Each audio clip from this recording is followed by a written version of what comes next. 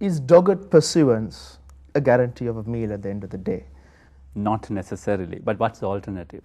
The alternative could be to doggedly pursue mainstream media and traditional journalism as we know it, and perhaps abhor it. The reason I ask you this is, Nalaka, is simple. It is that if I am to tell an aspiring young person that they have a future in web journalism, I still can't convince myself to say it in Sri Lanka.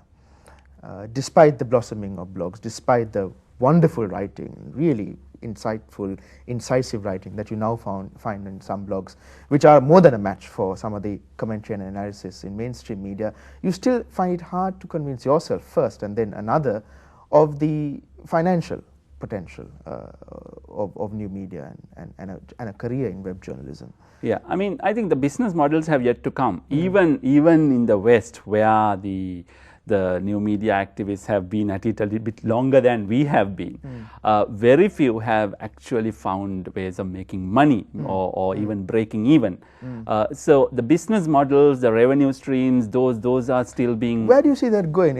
Are we heading into a world where everything will be free and do you pay as you see fit? Yes, I mean, some of the mainstream newspapers whose web editions were earlier by subscription only, New York Times, exactly, yeah. Los Angeles Times, and they have stopped charging for subscription and they've made it free access, and so that seems to be the way the business models are headed, and instead find the revenue through advertisers who come with the eyeballs. So the more readers, more hits, more advertising potential. And this is the model that Google has in fact spearheaded for all their online strategies. And that seems to be the way to go.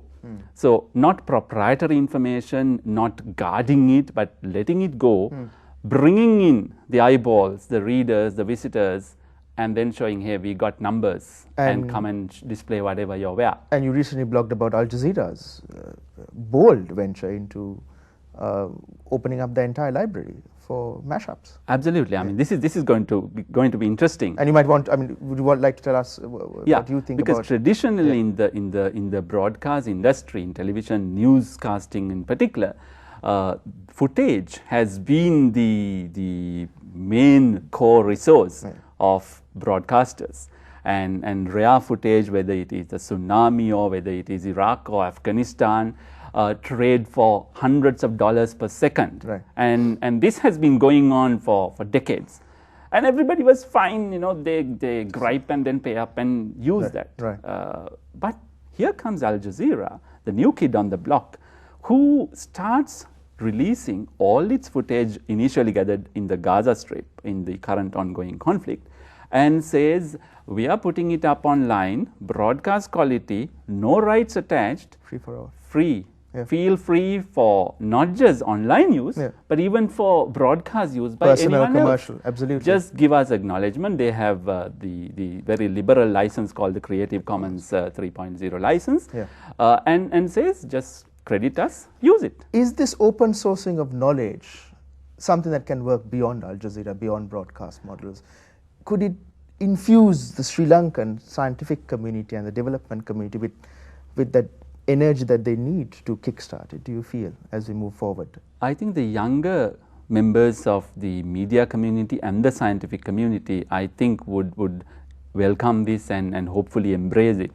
That proprietary nature over ideas and information and research data has been very much there, not just in our media but also in our scientific community. And I've seen this, you know, as a journalist in search of a story.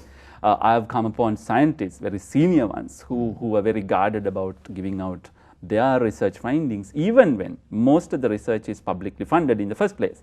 But this is changing. This is changing also because the refereed journals and the whole process of validating science itself has got transformed by the web and the open source and open free flow of knowledge models that are now being explored. But nobody has got a perfect model or perfect solution. Sure. Things are in experimental stage. Everybody is in beta, trying out. I mean, as the editor of Gizmo, one of the websites, has said, I don't know what works, but I sure like to try.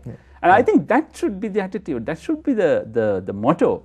We don't know what works, but unless we try, we would never know. But briefly, Nalaka, at what cost? And the reason I ask this is, for example, with e-government initiatives in Sri Lanka, for example, do we try ad nauseum till we find a model that works? Because I have yet to be convinced that the models that exist out there in Sri Lanka and elsewhere are deliver the much wanted promise of eGov. Well, I don't know whether there is really any eGov in this country. Yeah.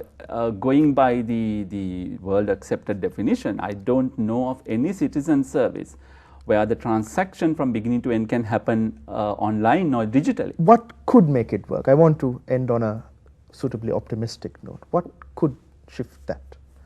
I think if we open everybody's minds, both in government as well as among the citizens, the ones who try to engage government, that information is like a disinfectant.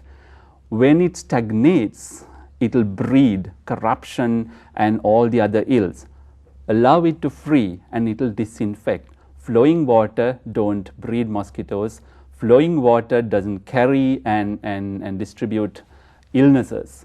We need to, I think, allow information, not just raw information and data, but ideas, even the unpalatable ones. If we allow them to move and flow freely back and forth, then it will have an enormous cleansing effect.